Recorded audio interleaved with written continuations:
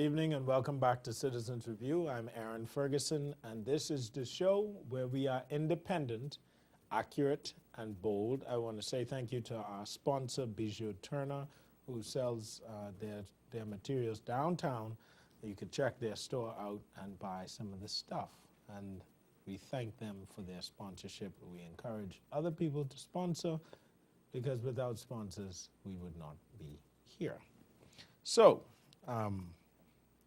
let's continue to talk. So I talked about the wolf watching the sheep. I think it is very strange that Shane Gibson would be responsible for determining what happened at NIB. I think it's strange. If people think that that's wrong, that's their business. Now, let's go through some of these things. I've heard Hubert Ingram is interested in a comeback. Mr. Ingram, please, please, please, please, please, sir, I am aware that you watch the show. Hear me clearly, sir. Don't make nobody have to shoot you. That's what they can do, you know. There is a point where people just get tired. And Pinling he scaved past that point because we was new then. We was insensible then like that. But there is a point. And my generation is very different. And they're very familiar with violence. And some of them only know how to express themselves in that way.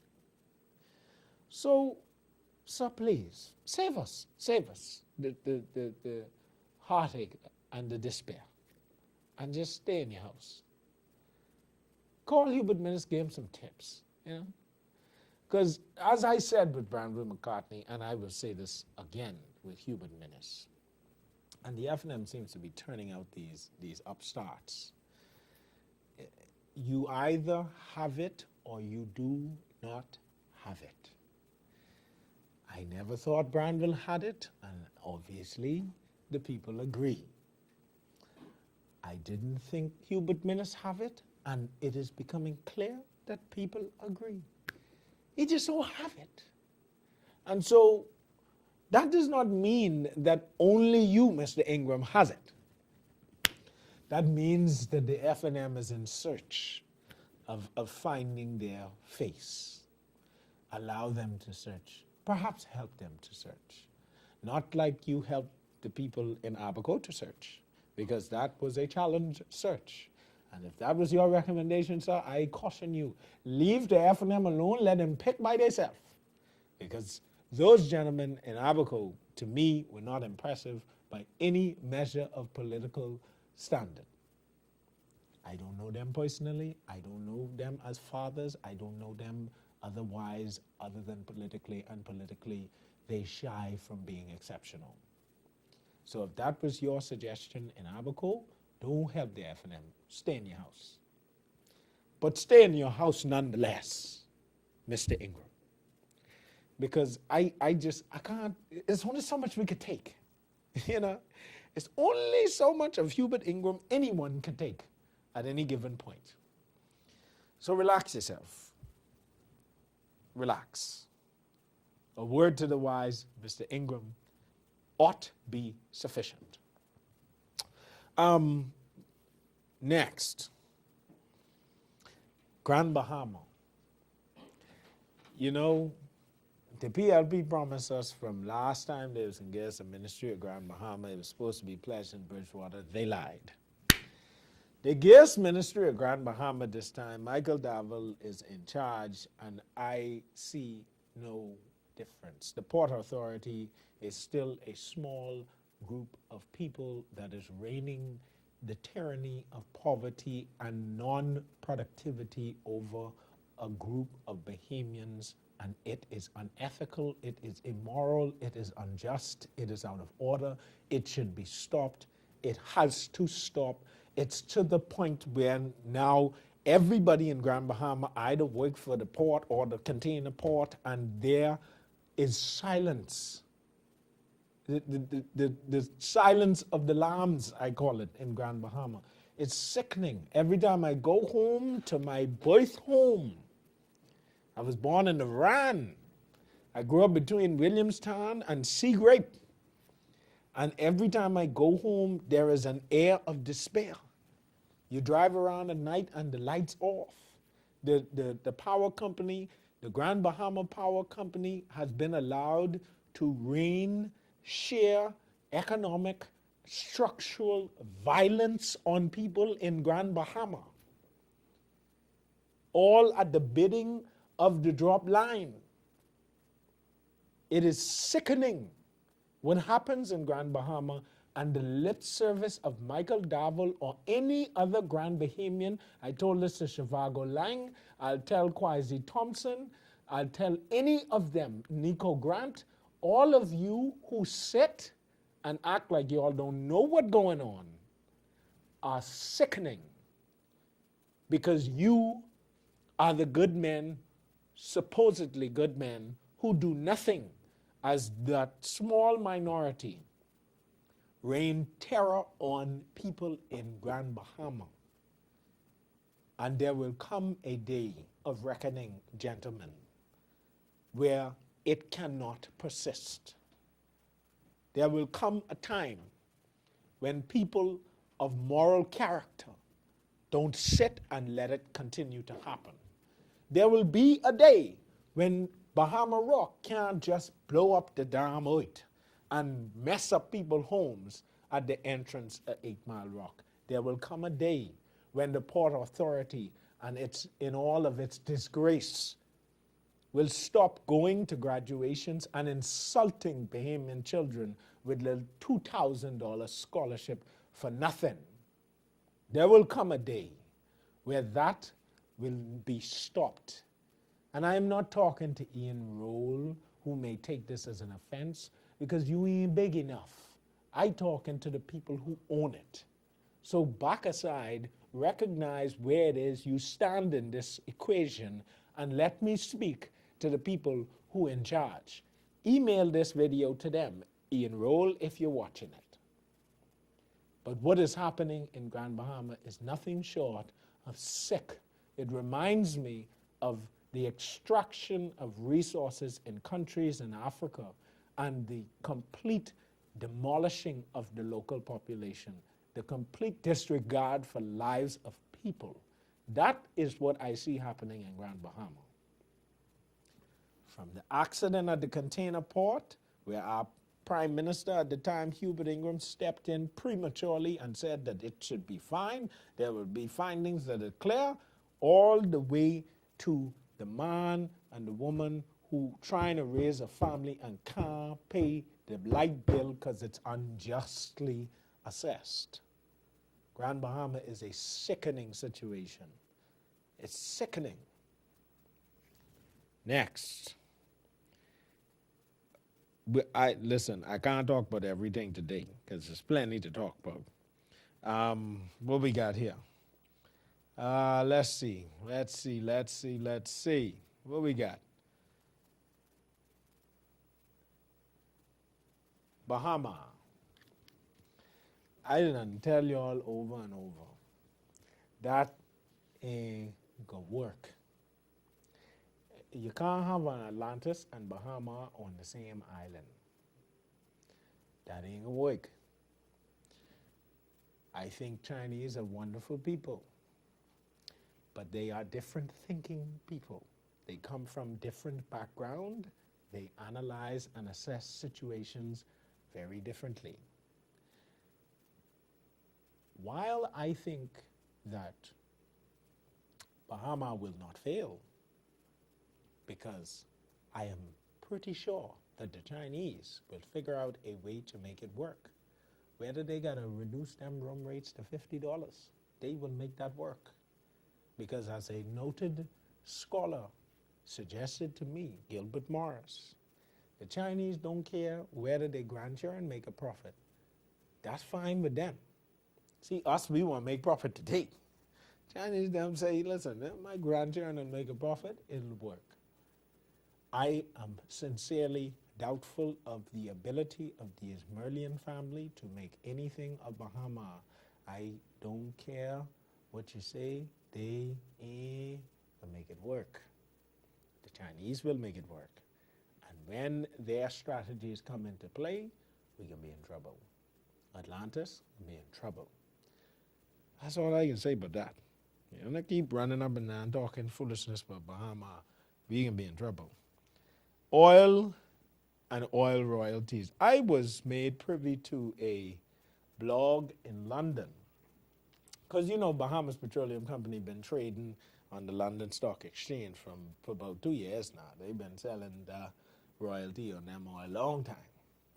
And I see the little man from BPC come on TV and say how he thinks a 25% royalty is reasonable and sufficient.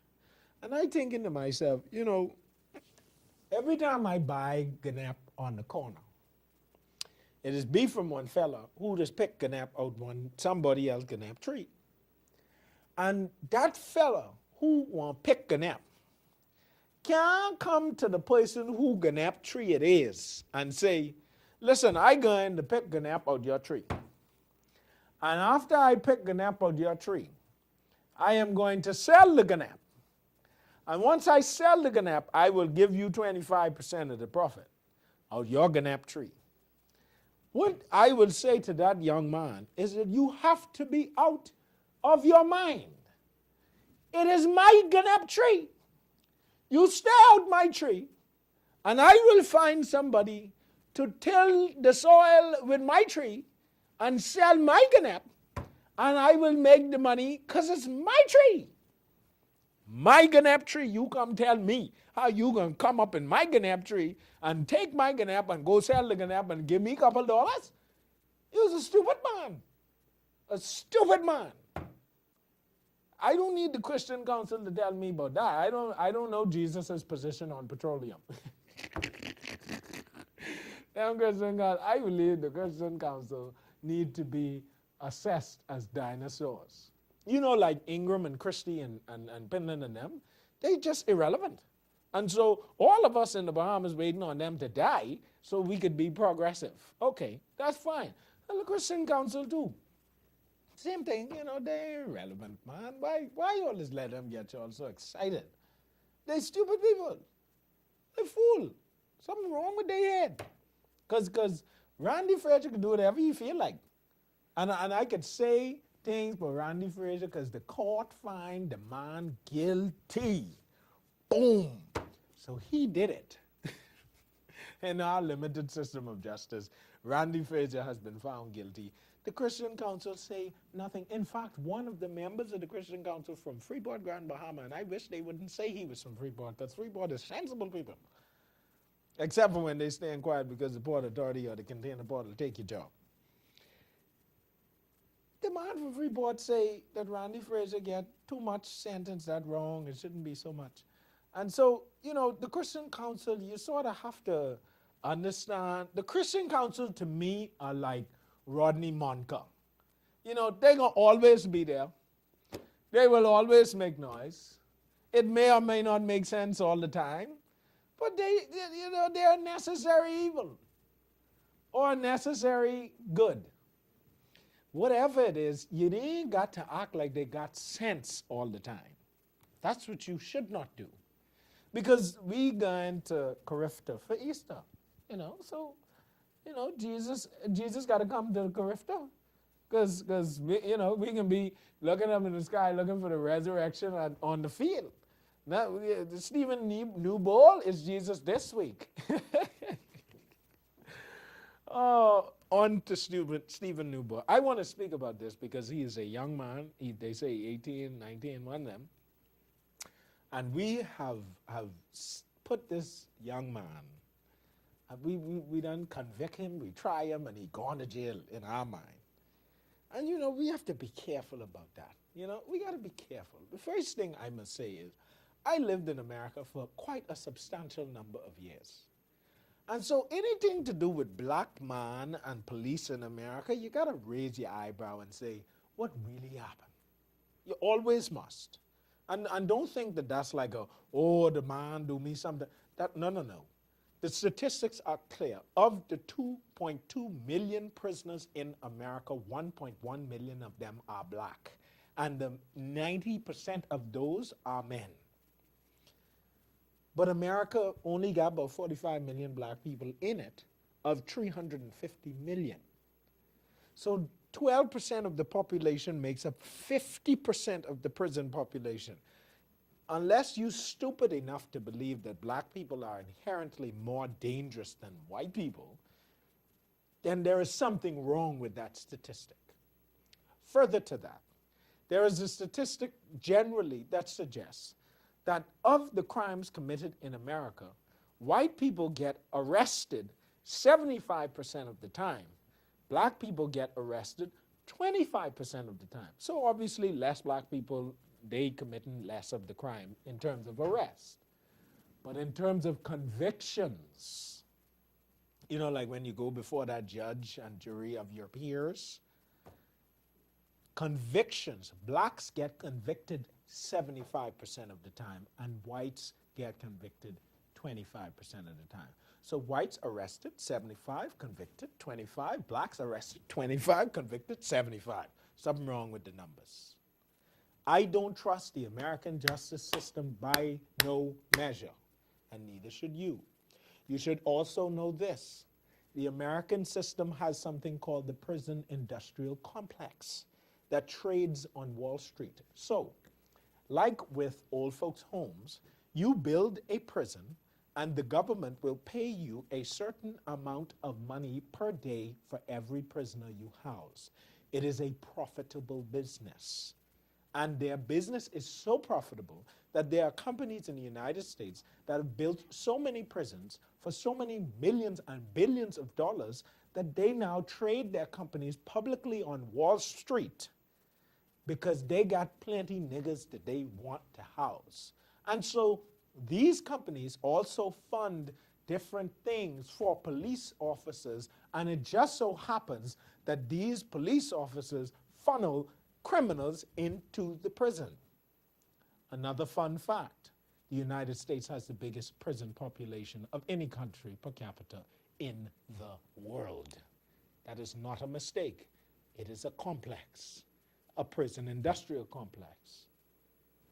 So don't let them just tell you, good Bahamian boy going just go shoot no gun. They can't just tell me that. If he say he ain't shoot the gun, number one, he is innocent until proven guilty. Number two, he's a Bahamian. And I ain't saying cloak him. If the evidence was clear, then let the evidence be clear. But they ain't got no gun. Where the gun? If he ain't got the gun, I know who shoot who. And they say that he run. All right, so you run. Yeah, all right. Yeah, I mean, listen, if the police in America come to me with gun and on and all that, I'd broke off running if I was a truck runner too. Because I know I could get away. Anyway, the point is, he is a young Bahamian. It is our duty to support him. It is our duty to consider the parameters surrounding what is happening. Am I saying that he is not guilty? No, I am not. He may very well be guilty. But off top, he is one of ours. And anytime you think that it is stupid to think that somebody is one of ours, just look at the community of Jewish people in New York. Nobody ever thinks it's wrong for the Jewish people to protect Jewish people. So why is it wrong for Bahamians to protect Bahamians? Am I saying to cloak him if he is guilty? No, if he's guilty, he's going to jail. But what I am saying is he is innocent until he is proven guilty. And until such time, he is Stephen Newbold from the Bahamas. And I am Aaron Ferguson from the Bahamas. And that worth more to me than anybody in Tallahassee, because I don't know them people. And they happen to have a justice system that just have some issues. And we've seen that there is a history of challenges. And there is a current of Wall Street trading prisons. So I tend to want to go with Stephen before I want to go with them. And if they got a case, present it. But until such time, that's Mike Riff the runner. And he gonna bust them Jamaican and Trinidadian them up in that 200. And then he can go to the Olympics one day and he can win that gold for us again. That's my Stephen Newbold that I have to protect until such time as there is substantiative cases presented. Until then, I won't hear nothing about that. He's one of us. Now, how much time I got? I got to wrap up. I done use up all my time. Next time, we can talk about the referendum. We can talk about urban renewal. Lord, I can hit up all of Mother Pratt feelings. And you know, Mother Pratt, oh, bless her heart. She's such a wonderful woman. She was ordained a minister a year or two ago. And, you know, bless your heart, Mother Pratt. I think you're a wonderful woman, but the critique shall come nonetheless. You know, and if it hurts your feelings, that's your business. You should sort it out. All is not lost, Bahamas. I do not think all is lost. We still have resources like oil, which people want to take, sand, aragonite, salt flats, silica, ocean flats. We got all kinds of things. Don't worry about what they say. And the Bahamas, as the guy from the UN Human Rights Commission speaking on immigration, is an overnight fix. We can fix this country as long as we believe that our passports should not be the means by which we are mistreated. Because today, being a Bahamian is just about the worst thing to be in the Bahamas. That's where you get disadvantaged. There has to come a day where having that Bahamian passport means that you are the considered priority in this country. And that is not at the demise and or the alienation of other groups of people. You have to understand that. You could be number one in your country without mistreating someone from another country. But it certainly cannot be that your passport is the means by which you are mistreated. So, ladies and gentlemen, Citizens Review is back on. I was gone. I did some traveling. I had some time to think. I've come back to understanding what it is that my purpose is, and I've come to execute. I will not relent. Ryan Pinder, me and you can chat on this taxation stupidness you bring into the Bahamas, because you cannot tell me that the thing named value-added tax and we don't add value to nothing. It's just that simple, Mr. Pinder. It's just that simple. Don't give me all your little American complicated running up and down talking foolishness. It's very simple. I know you was living in America, you just vote for your first time. Calm yourself down. You know, relax yourself. Don't tell me no stupidness. You like them big talk in America. In the Bahamas, we like things to be very simple and clear. And does that mean that the complexity of the issue is undermined? No. But we don't want no big stupid talk. You know, them big Romney talk, them big Mitt Romney stupidness. Come talk sense. Value added, mean you gotta add value. You show me the group of factories where we just add value, and I'll say, let's go. Give me a bunch of thing about farming and the exchange over there full of rotten fruit. Go add some value to them fruit. Go value add tax them fruit. Then I'll agree with you. Otherwise, stop talking stupidness and letting international bodies force foolishness on you to compromise self. Anyhow, so, ladies and gentlemen, that's our show. And the famous, we are but dust, and to dust we shall return. So you might as well say what you got to say before you're dead. That's it for us today. Thank you for watching. Hit me up on Facebook. Hit me up on Twitter, Aaron A. Ferguson, at Aaron A. Ferguson. You should see there, I pointed at the screen this way, this way. Aaron A. Ferguson on Twitter, Aaron A. Ferguson on Facebook. Hit me up on Instagram. Aaron A. Ferguson is all Aaron A. Ferguson. Call me, email me, do something. Get in touch with me. If you think I lie on you, call me, let me know. If I didn't lie on you, just go fix your business. Have a nice week.